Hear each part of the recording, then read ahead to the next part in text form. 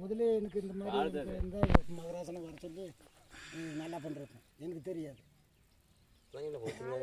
தெரியாதுல்ல. ஒரு நாள் நல்ல மாட்டுக்கு வந்து போட்டாங்கடா கண்ணு. இவர்கிட்ட ஃபோன் நம்பர் நான் வாங்கி வச்சேன்.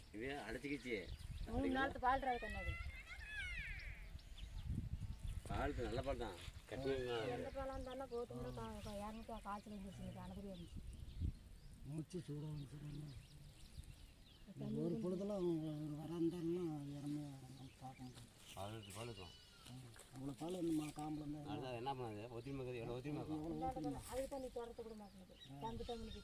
சாட்டின மாடு இன்னைக்கு தீண்டவே விட மாட்டேங்குது. நல்ல காம்பிலே பேசுறது விட மாட்டேங்குது.